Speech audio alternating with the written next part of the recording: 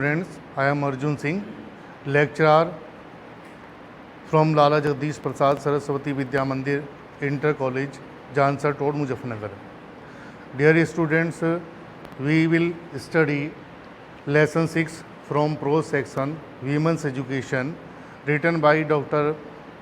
Radha Krishnan, who was a great philosopher and the former president of Free India. He lays his emphasis on women's education in this lesson. So, we shall study about women's education, which is very different from the previous ages. Dear students, first of all, take your book and study the text. I will explain it. We are living in an age when there are great opportunities for women in social work, public life, and administration. Society requires women of disciplined minds and restrained manners. Whatever line of work you undertake, you should bring to it an honest, disciplined mind. You will then succeed and have the joy of your work. It means we are living in an age which is quite different from the previous age. Now we are living in an age where there are great opportunities for women in social work and administration. Further, he advises the women that our women should be disciplined mind and restrained manners. It means they should have control over their minds. Means they should be disciplined. Next, he advises them to be honest and thus they can enjoy their life successfully. Next paragraph, he says, actually in our country, education so far as girls' education is concerned is not widespread enough. It means the present system of education is very wide in our country. So every institution which contributes to the education of girls is worthy of recognition and encouragement. It means the institution who are providing education to the girls, they are not only be praised but they should also be encouraged by the government.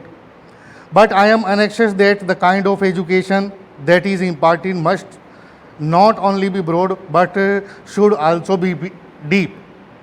It means the education which we are getting, it should not only be broad but it should also be deep. It means we have 13, 14, 15 chapters in our book.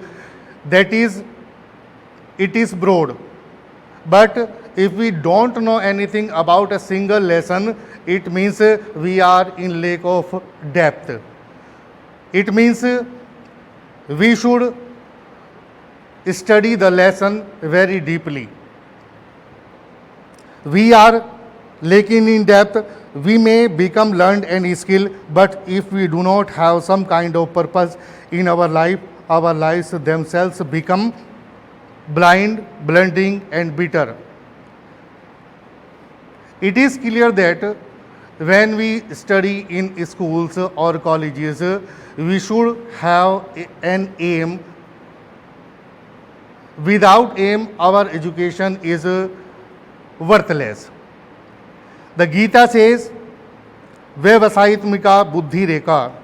It means whenever we study the lesson or anything else, our mind should be in one direction. For a truly cultured mind, there is a single mindedness, a dedication to a single purpose. For the uncultured mind, the whole life is scattered in many directions. Bahu shaka hayantascha. It means if we study or do anything else, our mind should be in one direction. On the contrary, if our minds are in many directions, our work will not be successful. So we should keep our mind in one direction.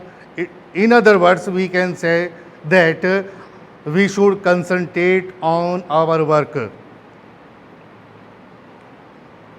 Before, it is essential that the education which you acquire in these institutions should give you not merely learning and skill, but endow you with a definite purpose in life. In the institutions, teachers teach you many things. They give you knowledge, they give you skills, but if you don't have any purpose or any goal in your life, your education is lifeless. In other words, it is worthless. What that purpose is you to have definite for yourself. It is said that Vidya gives you Vivek. Vimarsh Rupani Vidya gives you a sense of what is right and helps you to avoid what is wrong. It means the education gives us wisdom by which we can differentiate between right and wrong. Once you studied in 10th class of Socrates. Socrates said we should have reasoning power. We should have reason by which we can differentiate between right and wrong. You must try, therefore, to find out what is required of you in this generation. It is a very important line of this lesson. Our education should be according to the needs of present generation.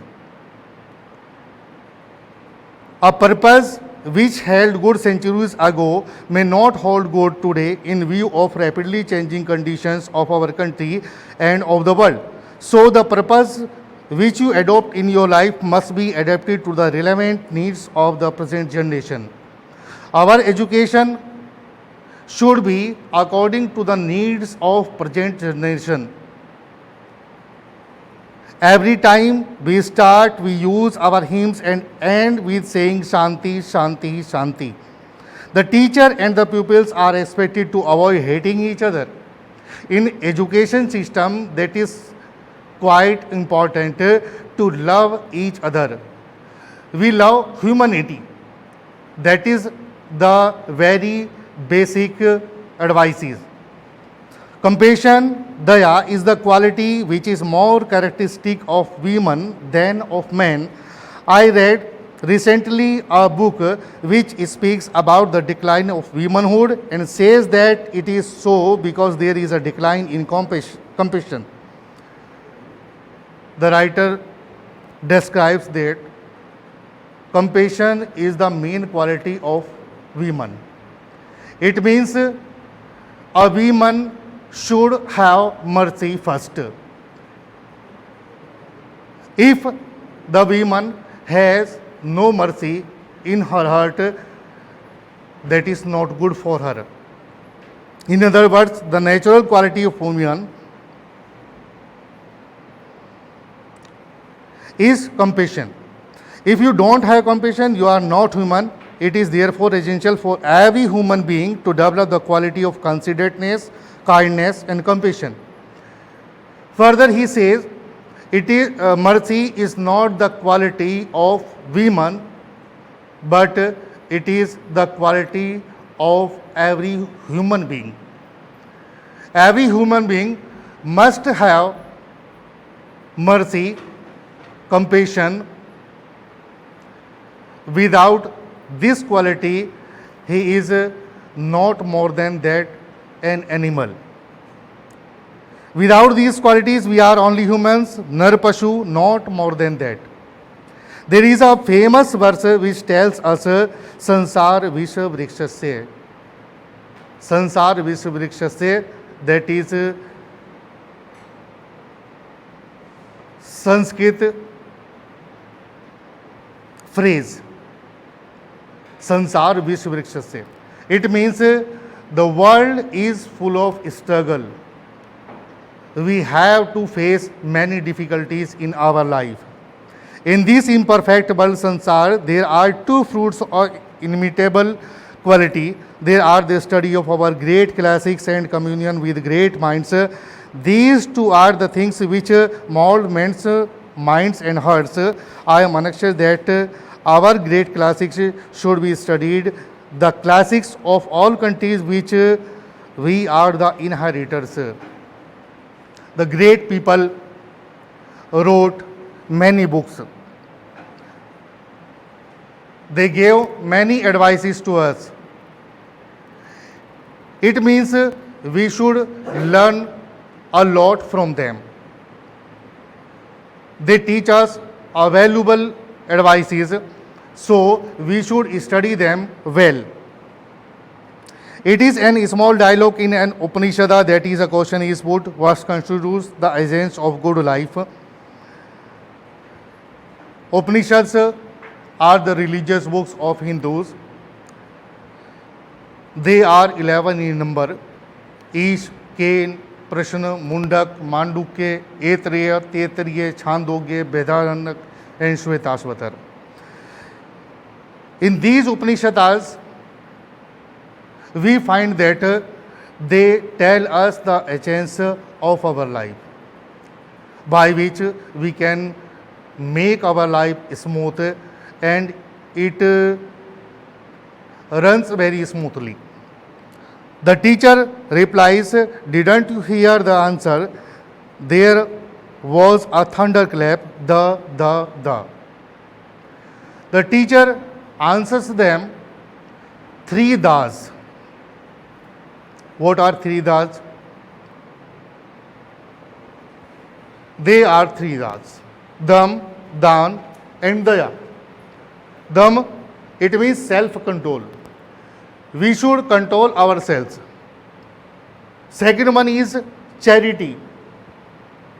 It means we should give the people who are poor something which is needed. And the third one is Daya, the compassion. It means we should have mercy on the animals and the people who are very poor. They constitute the essentials of our good life. So you must have them or self-control, restraint, which is the mark of a human being. In the Ramayana, when Lakshman set out for the forest, his mother tells him, look upon Ram as your father Dashrath, look upon Sita as myself, as your mother, look upon the forest as Ayodhya, go my dear. There are ever so many thrilling stories in our classics which will instill into us a great moral strength, which will lay down for us the lines on which we have to conduct ourselves. It means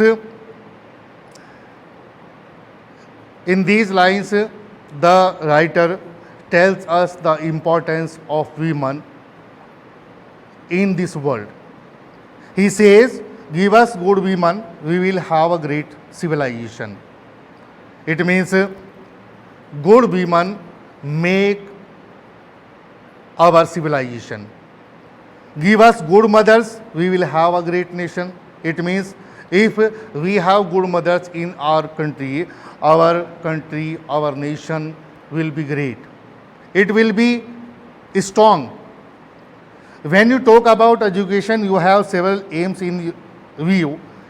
Give the people, those who are taught, knowledge of the world in which they live, science, history, and geography, and enable you to get that knowledge. You also train the people to acquire some technical skill by which they can earn a livelihood. In our schools and colleges, when we study, we are taught science, geography, history, Hindi, and other subjects too.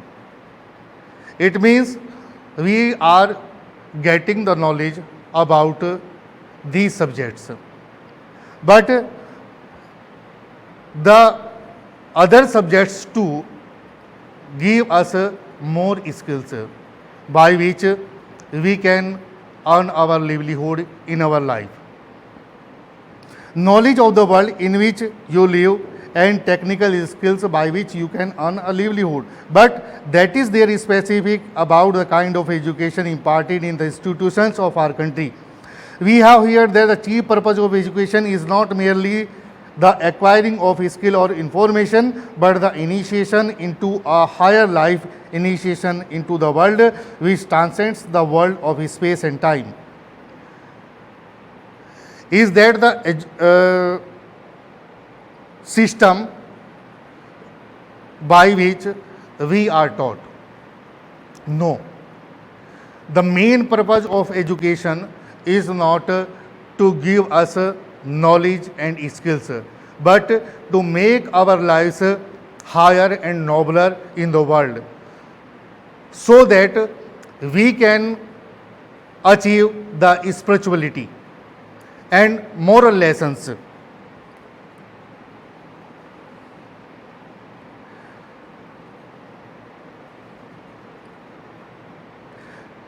Though the latter informs the animates the former, that has been the main purpose of education.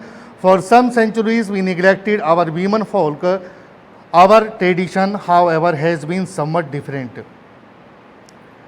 In our culture, in our ancient time, in the previous ages, the women had a higher place in our society. For women, the writer says, Pura kalpeshu nari nam mandira vandana nishchita. Adhyapnasya vedanam gayatri vachanam tatha. It means, Pura kalpeshu, it means in ancient time. Nani ram mandira vandana nishchita. It means the women would go to temple, they would recite the mantras. It means they have the right of to go to temple and to recite the hymns. Adhyapanasya Vedanam. It means they had the right to study the Vedas. Rig Ved, Yajur Ved, Sam Ved and Atharva Ved. 4 Vedas. Gayatri Vachanam Tatha. And they could recite the Gayatri mantra, that is called the Mahamantra. In ancient time, our women had the ceremony of Upanayan performed for them. It means our women would go to schools, colleges that were called in ancient time Gurukulas. They were entitled to a study of Vedas. It means they would study the 4 Vedas. They were also entitled to the chanting of the Gayatri Jap. It means they would recite Gayatri mantras. All these things were open to our women.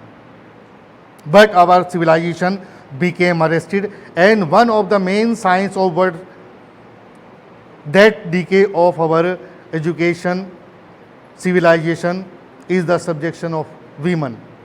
But in the Middle Age, the position of women became worse.